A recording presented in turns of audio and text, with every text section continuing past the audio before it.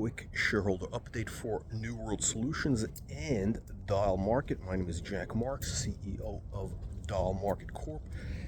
And we got some great news and we have some bad news. Let me start with the great news first.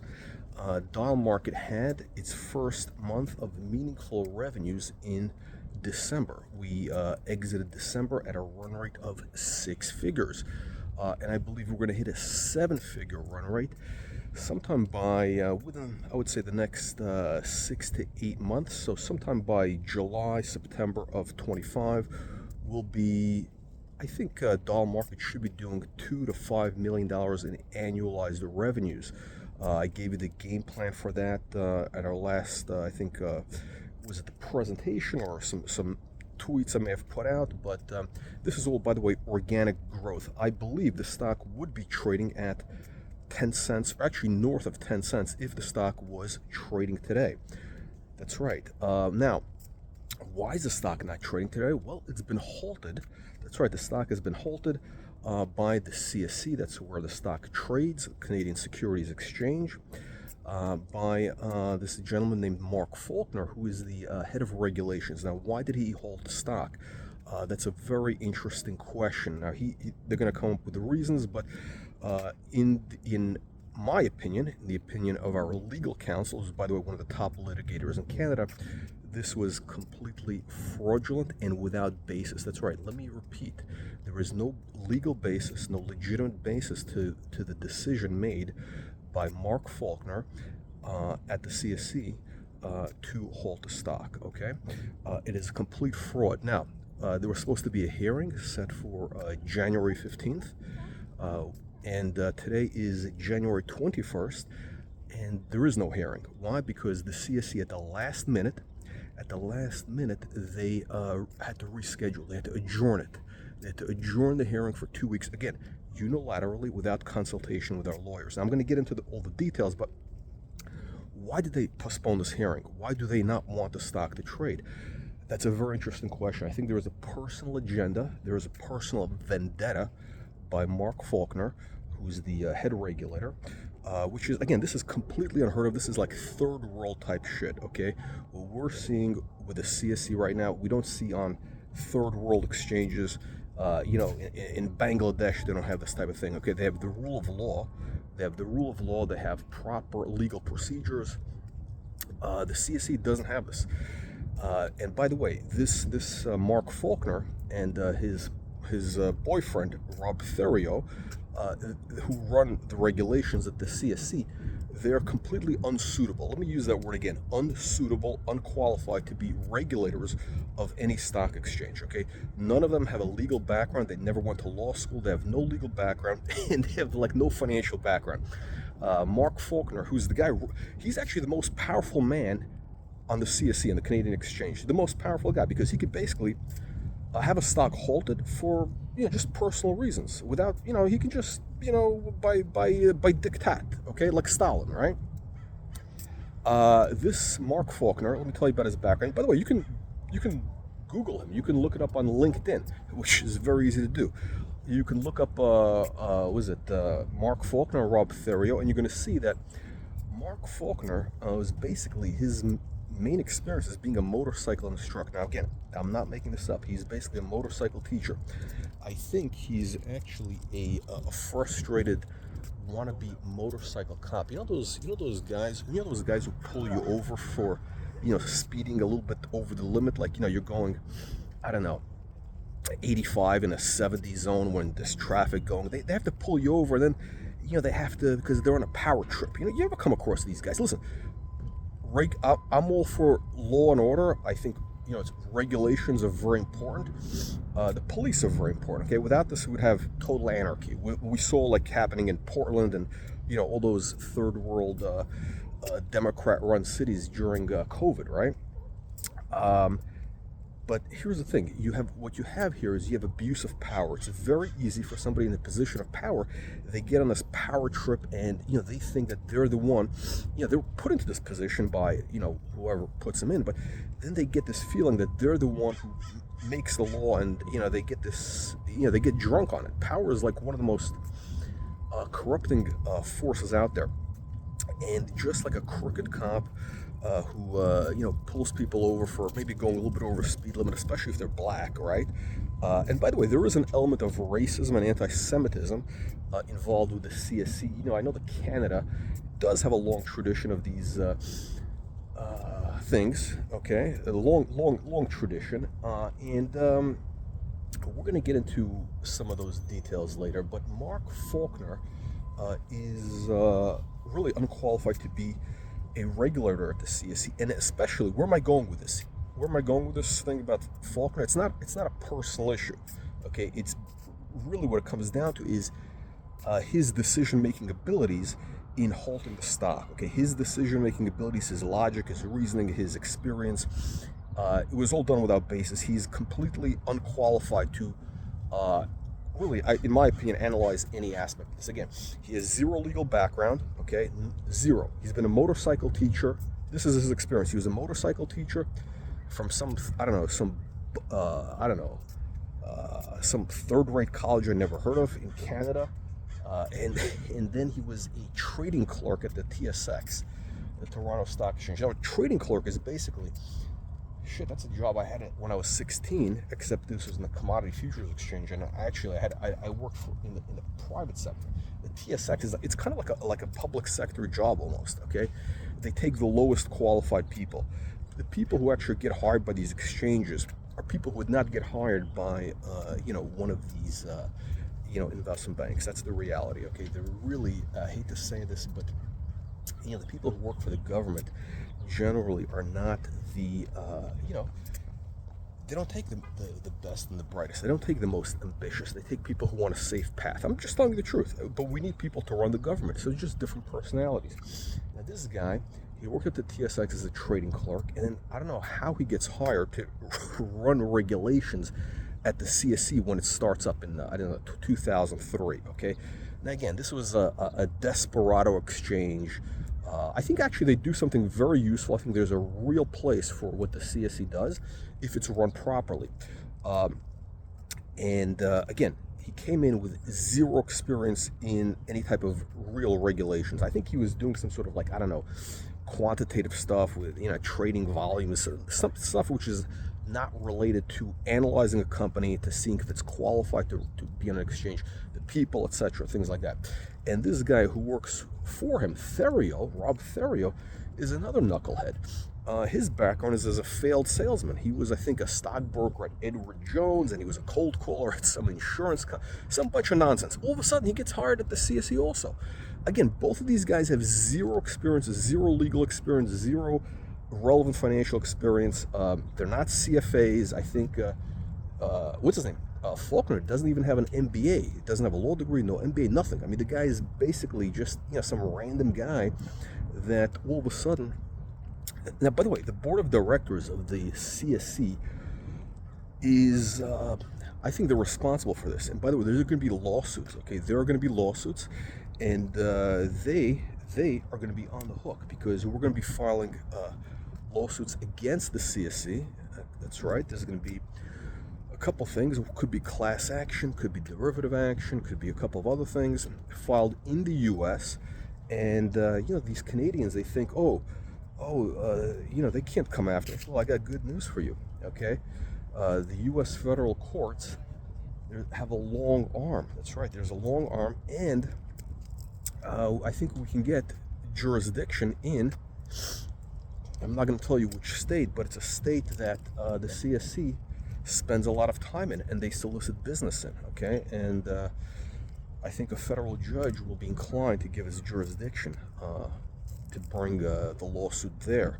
And when that happens, I think it's going to be really bad news for the CSE because what they did was so egregious, so corrupt, so disgusting that the damage awards could be, from the attorneys I'm talking to, way into the 8 figures. Okay, do the math. You know what 8 figures is?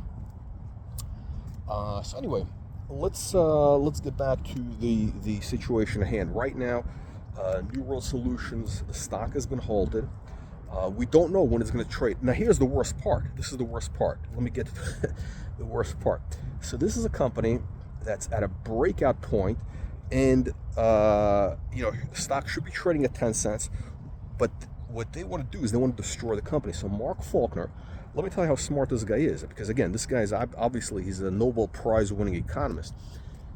He wants New World Solutions to undo the transaction. He wants New World Solutions to unwind the transaction with dialMKT. What that will mean is, by the way, so just to give you an idea, right now dialMKT does more revenue in 1 month. We did more revenue than New World Solutions did in the last 12 months. Okay, again, in 1 month, dialMKT did more revenue than New World Solutions did in all of 2024. That's just in the first month. And we did that, by the way, with one hand tied behind our back, because we had to deal with a lot of this bullshit with the CSE. Now, what he wants to do, this Mark Faulkner, this moron, he wants to unwind the transaction so that you, the shareholders, will be left with nothing. Okay, if we unwind the transaction, that means I get back dialMKT, and I'm going to go on to make a lot of money with dialMKT. We're probably going to list it on the OTC, and this could be a $50, $100 million valuation business within the next, I don't know, 18 months. Again, if we're doing 5 million revenues, I think we can get a 10x multiple, plus maybe some acquisitions. So that's 50, 100 million bucks, okay, which you could be making right now, right? But you're not, because Mark Faulkner wants to snatch victory from the jaws of defeat from the jaws of victory. I don't know, whatever the expression is, but basically wants to rape you. Okay, Mark Faulkner. Let me say this without any qualification or whatever. Mark Faulkner wants to rape you. Okay, he wants to rob you and rape you, and then he wants you to be quiet about it. Okay, Mark. That's exactly what he's doing. Because one of the big issues that Mark Faulkner has with me is that I've been openly critical of him. That's right. I've been shocking. Now again, apparently in Canada they don't have this thing called free speech, and Mark Faulkner doesn't want me, exposing him for the fraud and the scumbag that he is. Okay, and Mark Faulkner is a scumbag. He's a piece of shit. He's unqualified, unsuitable to be the regulator of a securities exchange. Okay, Mark, if you're watching this, if your family's watching this, you know this, I know this, everybody knows this, okay? And the board of directors of the CSE is responsible for this travesty of justice, okay? What Mark Faulkner is doing is he's really undermining the credibility of the CSE and the public trust in this exchange, okay? So the directors of the CSE are watching. If, Tom Caldwell, who's a 49% owner of the CSE, if he's watching, Tom, you're going to be on the hook, okay? The value of your holding is going to be destroyed because there's going to be litigation, there's going to be negative publicity, massive negative publicity that's going to be unleashed, okay, in Canada, in the US. The brand of the CSE, I believe, is going to be taking a massive hit. Why? Because you can't have a stock exchange without proper regulations that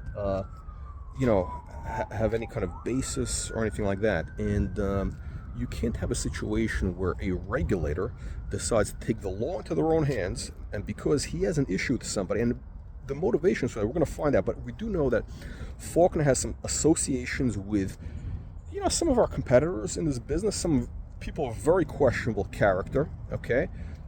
He's promoting stocks in his Twitter account, which is unheard of for a regulator, okay? Again, you can look up his Twitter account. By the way, we actually have investigators who are going to be looking into these people, into their personal lives, professional lives. We're going to go through everything. We're going to uncover all the dirt, okay? And nothing is off limits, okay? Just so you know, nothing is going to be off limits. Okay, they've crossed the red line, and we're gonna have some interesting things happening in the next couple of months. I can assure you that. I can't believe that this guy, this Mark Faulkner, would want you to basically lose all your money because he's on a power trip. And, he doesn't like to have his authority questioned.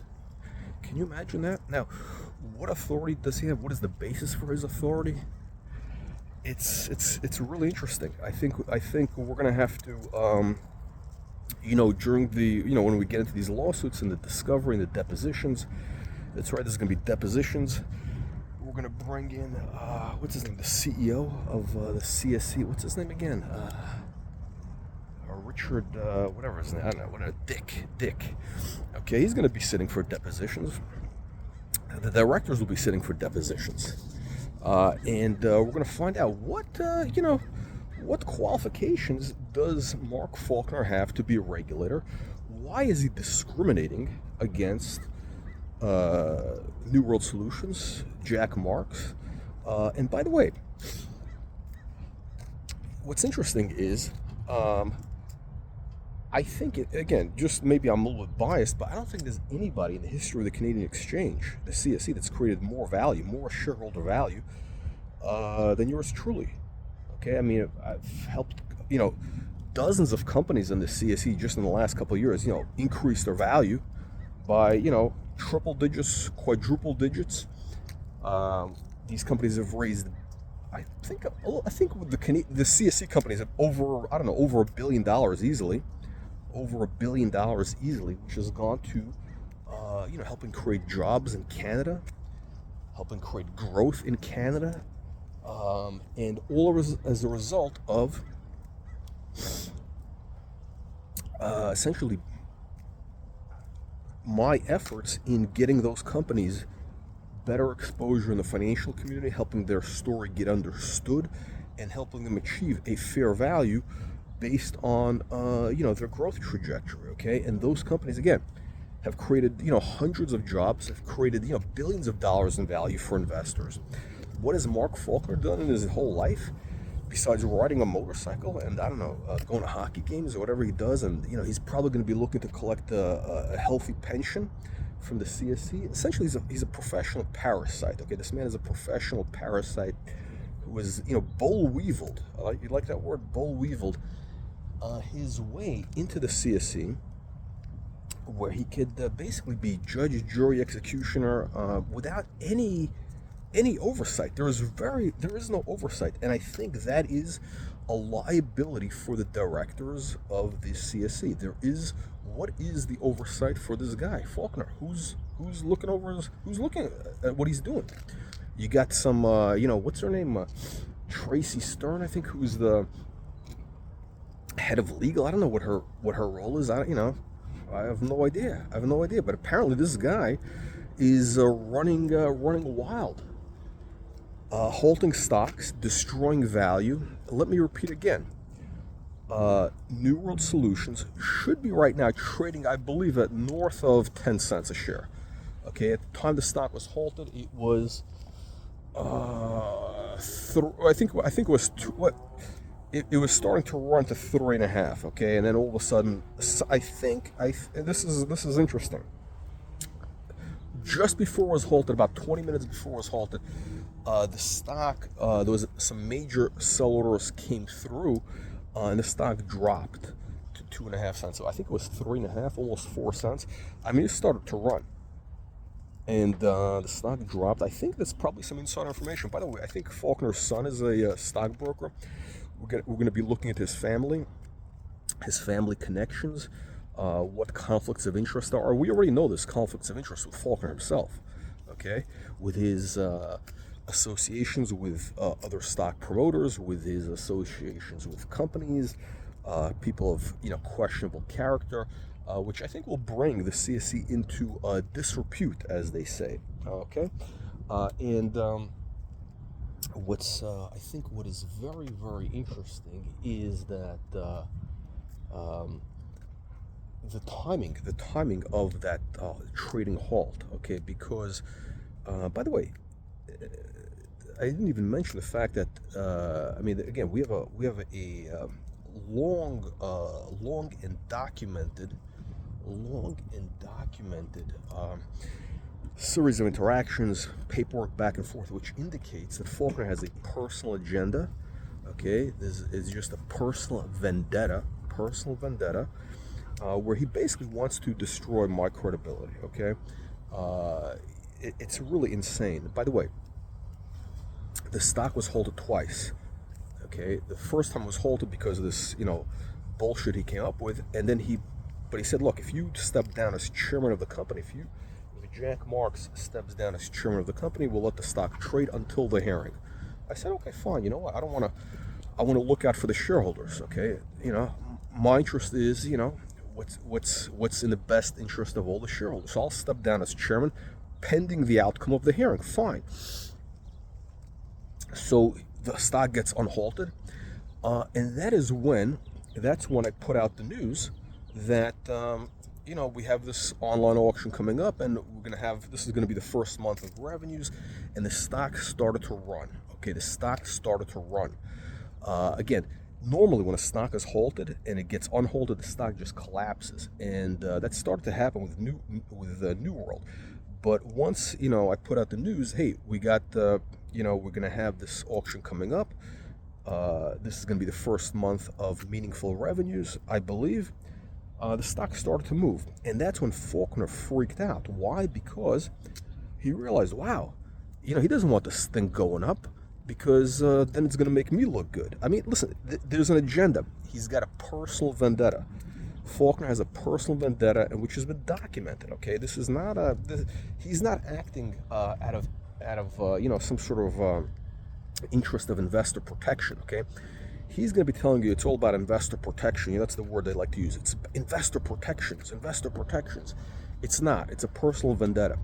If he was concerned about investor protection, the stock would be trading right now, and whatever the stock price would be trading. People would have access to the money. Right now, your money as an investor is locked up. You can't, you're basically in a zombie state. You can't even sell the stock. Even if you think the stock is worthless, you want to get out, you can't, because it's halted, right? It's not about investor protection. It's about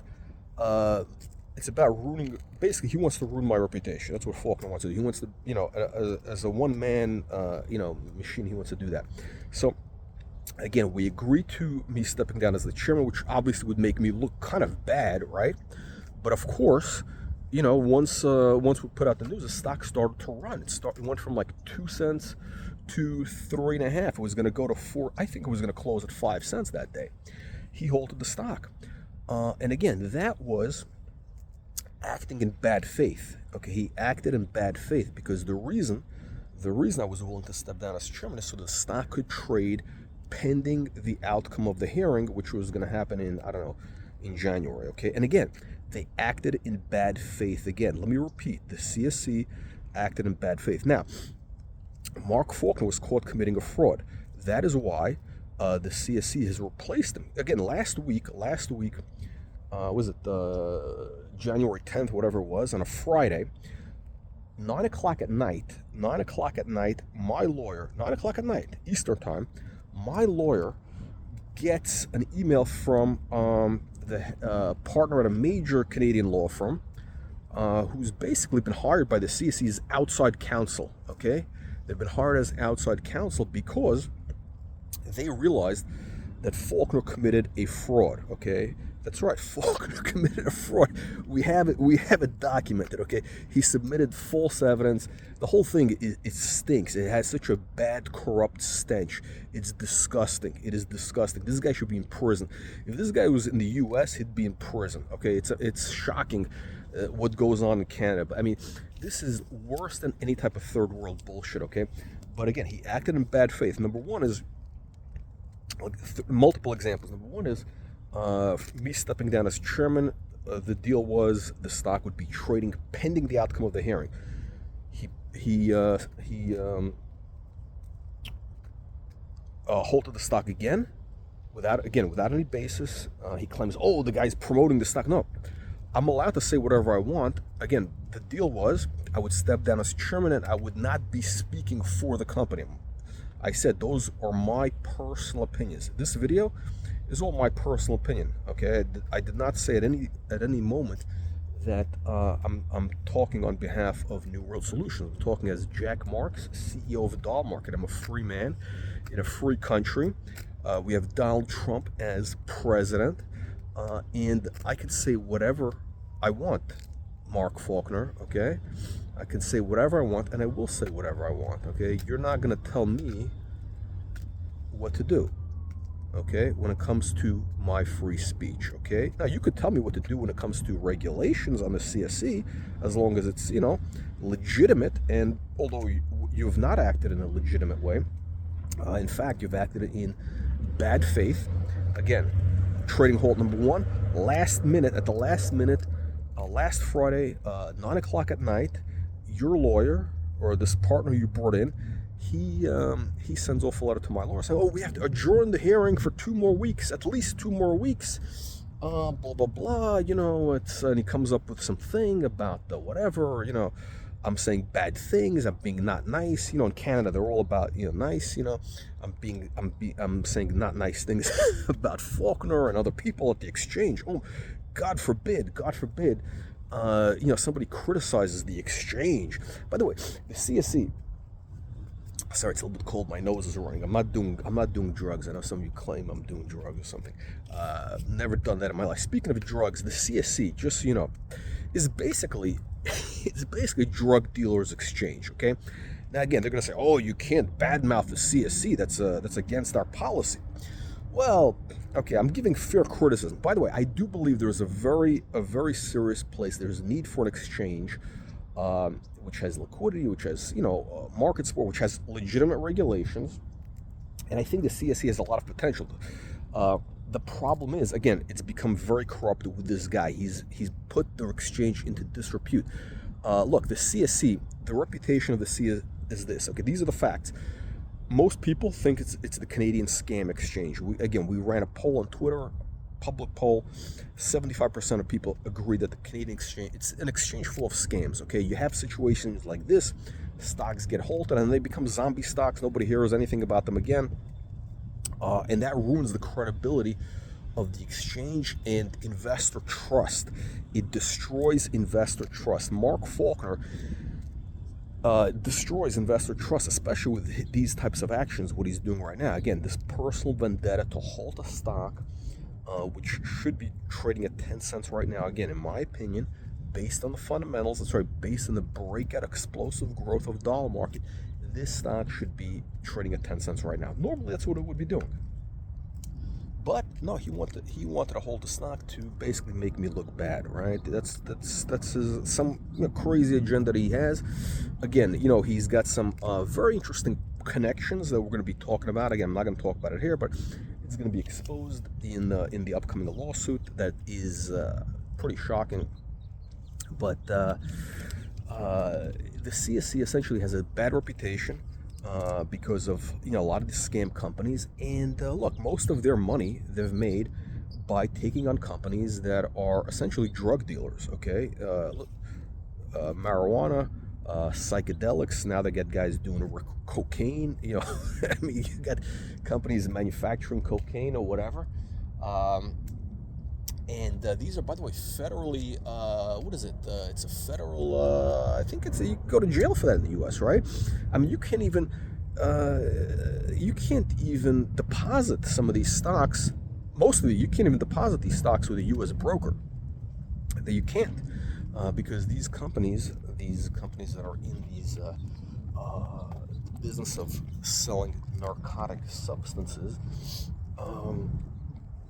they are, it's a crime in the U.S., right? It's a federal crime. But that's basically the CSE's business, to be essentially a bootlegger exchange. They're a bootlegger exchange. Just like the Canadians were bootleggers during Prohibition, they're bootleggers now. I mean, listen, Canada, Trump was right. Canada's been ripping off America for $200 billion a year. And you know what's going to happen? By the way, Trump was a guy that we interviewed on Wall Street Reporter a long time ago when he had his casino business. And, he picked us up on the phone. We can get to him. And I think he's going to look at this. He's got some issues with Canada right now with all the trade, with all the rip-offs on trade. And I think he's going to be very interested to know that Canada is ripping off an American company, dialMKT. And they were discriminating against American businesses, discriminating against, American entrepreneurs doing business in Canada. And I think that is going to become a political issue. You think I'm kidding? You think this is a joke? Oh, this guy's crazy. No. Normally speaking, if I said this about, whatever, that this is going to become a political issue, you'd be absolutely right. However, in the case of Trump, he's very accessible. Okay, famously accessible, and we actually have a history with Trump on Wall Street Reporter. Again, we've done interviews with him, years back, and of course, we've been supportive of Trump publicly from day one. Which, by the way, I think is one of the issues that Faulkner and some of these guys have, is because they're infamous leftists, and I think we've made fun of Trudeau and things like that, and I think that's one of the things that really bothered Faulkner, because he's I think he hates Americans. I think he hates Americans. Okay, I think he's a racist and an anti-Semite. My opinion. Possibly. I don't know. It's interesting. It's interesting who he chooses to go after, what companies he chooses to go after. By the way, what's interesting about the CSE, New World Solutions, I looked at our shareholder list. The shareholder list is about 4,000 investors. Most of them, these names are not names like Trevor and Ian. These are all like immigrants. I don't know. They're Indians, Middle Eastern, whatever, Asian. Okay, probably 80% of them, okay? The CSE, by the way, this is one of the things that I think the CSE didn't like, because, we're just trolling them a little bit. We're having some fun. If you look at the CSE's page, by the way, most of the companies I've dealt with on the CSE are, most of them are, I think most of the companies we feature, they're the CEOs are, I don't know, Indian or something else. They're not, they're some sort of minority group, immigrants, whatever it is, right? By the way, I'm not going to be the most politically correct guy, but I'll tell you this. What's interesting about the CSE, and this is what bothered them, because I trolled them. If you go on their page, the CSE page, the About Us page, their team, they show the team. Everybody's white. Everybody's, it's all, kind of the Canadian establishment, which I have no issue with. I have no issue with that, right? But here's the thing: they have all these white people on their page, on their About Us page, and on the top of the page, kind of the headline is, they have this black woman with a shaved head. I guess she's made to look like a lesbian, potentially, whatever. I don't know, but essentially they have a picture of her, which is like a clip art image that they're paying 3 cents for, whatever it is. It's a licensed image, which I guess subliminally, I guess whoever designed the page, they're trying to make it look like they have diversity, equity, inclusion. That they're diverse, equity, inclusion, exchange, right? Now, and the funny thing is this: if they're so diverse, equity, and inclusion as they're trying to portray themselves, right? Why is everybody on their About Us team, they're all, I don't see any minorities there. I don't see any, it's all basically white people, right? Not one minority. Maybe one. Maybe they have like one token minority or something, right? Canada, okay, in Toronto for sure, more than half the people that I've dealt with, they're all Indian or something or other, or Middle Eastern or Asian, whatever it is. On the CSE, I don't see any of those people, which is kind of interesting. So is the CSE, the question is, are they discriminating against, is the CSE discriminating against companies on the basis of race? They claim to be representative, right? They claim to be representative of, the Canadian market, but how come, again, if the companies on the CSE, more than half of them are run by, immigrants or whatever it is, non-white people, okay? I'm calling Indian, Asian, Middle East, whatever it is, whatever you want to call it, okay? Toronto, I don't think there's any white people in Toronto, right? I think Toronto is 50% or more immigrants or minorities, right? But the CSE is like 99% white people. Okay, interesting, no? I think it's kind of fascinating. So that really bothered them when I put out that tweet which was kind of trolling. I mean, I don't really care about these things, but it's listen. Underneath every joke is the element of truth. That is kind of the thing about comedy. So the CSE is basically, they're known for being an exchange of scams. Again, I think there's a tremendous need for an exchange like the CSE. I've said good things about them in the past, especially compared to the TSX. I think they have great potential, okay? But they've gone down the wrong path right now.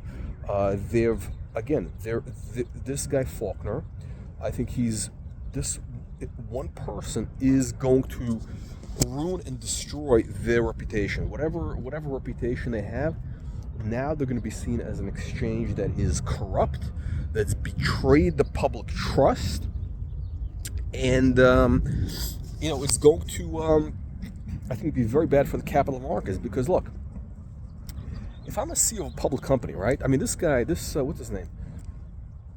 This guy Dick, who runs the CEO of the CSE. He comes to Las Vegas every year for the cannabis conference, right? He comes every year to promote the CSE as an exchange. He wants to get listings, right? He wants to be Mr. Marijuana, right? He wants to be Mr. Marijuana. He's coming to the U.S., soliciting business in the U.S. from American companies to get listings. Why would any company want to be listed on an exchange where their stock could be halted, suspended, capital destroyed, just because somebody has a personal vendetta? Think about it. I mean, that's crazy. That is something that happens in Pakistan, okay? That's something you expect in Pakistan. It's something you expect in Venezuela, in Cuba, okay, in Russia, okay? Now, I'm from the former Soviet Union. When it was actually communist, we had a certain level of corruption, very similar to what you have here.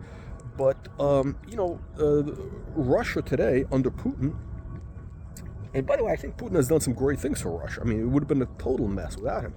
The Ukraine situation, aside from that, I mean, which was obviously a mistake for him to go in there, but that's basically a klepto state, okay? It's basically run by an oligarchy.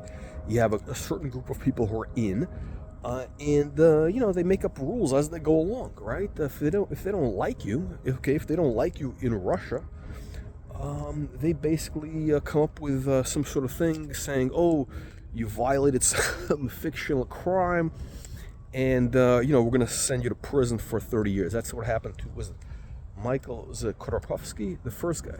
A couple of those guys, I think it was Khodorkovsky, right?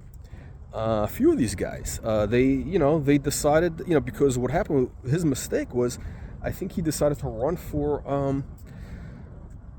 president of Russia, or whatever it is, I don't even know what they call Putin's thing now, but he wanted to get involved in politics, and Putin didn't like that, so he came up with reasons to put him in jail, just like Navalny was put in jail for, again, just whatever, they come up with some reason. Same thing. Okay, so this Faulkner is basically the same type of thing. He's essentially a corrupt official, okay, 100% corrupt, fraudulent official. I mean, again, I don't know if I hope I'm not being too subtle. But he's a corrupt official who's been found, okay, proven, okay. We caught him red-handed, okay. You understand this? My attorneys caught him red-handed committing fraud in his documentation that he supplied. But you know what's funny about this loser Faulkner is he wanted to make me look bad. He wanted the company to put out a press release. What do they call it? A clarification release. A clarification release. What is a clarification release? This is this thing in Canada. Again, what they want to do is the idea is they say, oh, your previous press release was too promotional, and you need to come out with a press release which clarifies, which explains that. You basically, what they want you to do is say, hey, you know what? Our last press release, we lied, and here's the truth. Okay, that's what they want to do. And IROC, what is it? IROC, that's the other Canadian regulator. These other knuckleheads. they made us do that with a previous press release, which basically talked about the market, the watch market. Okay, that's what the press release talked about, and they flipped out. They said, "Oh, you can't talk about the size of the market, because you can't say the market is 30 billion, because you're implying that you're going to do 30 billion in sales." I mean, that's what these guys are saying. And you can't mention that these celebrities collect watches, because that means that you're implying that you're doing business with them. We didn't imply any of that, okay? We're not doing business with these celebrities. We're not going to do 30 billion in sales. I mean, this is nonsense. But they forced the company to issue a clarification release. The idea of that is basically to undermine the company's credibility. That's what they want to do. These regulators, okay, they're on a power trip. They want to undermine your credibility. It's all this like passive-aggressive Canadian bullshit. Passive-aggressive bullshit. I mean, frankly, the Canadians need to overthrow the government. I mean, they really need a change. It's disgusting. And Faulkner is trying to do the same thing. This Mark Faulkner piece of shit, he tried to do the same thing in the last press release. We put out a release saying that the company entered into a partnership with BidSquare, to run these online auctions. By partnership, it's always understood, it's a marketing partnership, whatever it is, okay? Yeah, that's what companies call you, right? Like, they call it something called marketing, Microsoft partner, this partner, whatever. It's just marketing bullshit, okay? You see companies put out this release all the time. That's what they refer to it as. It's sort of like a high-level customer. You're not just a client. It's a kind of a high level. It is a partnership, basically, right? And by the way, if you go to their website, dialMKT Auctions is referred to as a partner on their website. But Mark Faulkner, again, this is proof of his personal agenda, his personal vendetta. He wanted the company to put out a press release, clarification release, saying it's not a real partnership, it's just a vendor relationship. That's what he wanted to put out, that press release saying it's not a real partnership. Okay, and we went back and forth multiple emails, and this guy's he thinks he's smart. I think he thinks he's very smart. He thinks he's very clever. I give him, he's cunning. Okay, Mark Faulkner is very cunning in that kind of political animal type of way, in the type of like a crooked cop. Could be cunning, but they're not smart. And usually they run into some issues. And Mark Faulkner, I believe, is going to run into some very serious issues very, very shortly, as is his boyfriend, Rob Theriault. By the way, I refer to his boyfriend. I'm not implying they're homosexuals. They could be. I don't know. They could be. I have no idea. Yet. We do have investigators who are on the trail, who are going to find out. Again, I'm just calling that for fun. But he wanted the company to issue a press release saying that we were not partners with BidSquare and Live Auctioneers. No, we were not partners. He wanted us, and it was just, we're just a client, a vendor, whatever it is.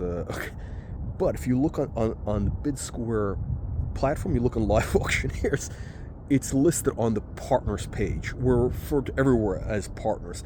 We're not saying we're business economic partners. We don't own 50% of those companies. We're not.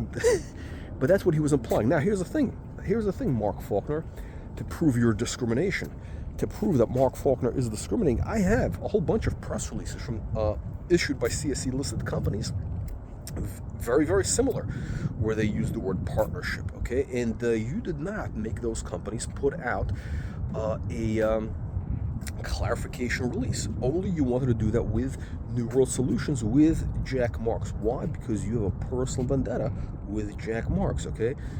And I think there's something called conspiracy against rights in the U.S., okay? Listen, I think this is going to be a very interesting lawsuit. We're going to be suing Mark Faulkner personally. We're going to be suing the CSE. And hopefully we're going to get the stock back trading, or we're gonna move it to another market, okay? Because the CSE has turned out to be really very, very disappointing. I mean, it's really very sad when you have an exchange that has so much potential It has so much potential. It could be so great. And again, I think the CSE could be so great, but because of this corruption, they're going to be in real serious trouble. Okay, and some of these class action lawsuits, they could destroy the reputation of the CSE, which they may never recover from. And by the way, there may be some serious damages, existential. There could be an existential risk. The CSE is not that big of a business. They're really not. It's a small private business when you think about it. So if they have to write a check for, I don't know, 25, 30 million, I don't know where they're going to get that money from. I don't know. And there could be a jury award of easily 25 to 30 million, I believe, in this case. And look, I've had to sue big companies before with better lawyers than these guys have. Much more serious people involved. We're talking about like companies run by serious guys who are like multi-billionaires, not this type of nonsense. The CSC, these guys, a bunch of pikers, okay?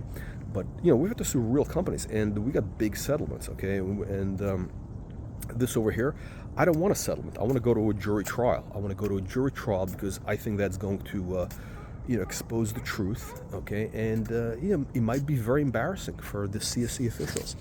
I think it'll be very embarrassing for Dick, for Tom Caldwell, and for sure for Faulkner and Therio and some of the directors, for Tracy Stern. It's going to be a disgrace. It's really sad that this is going to have to happen, but it is what it is.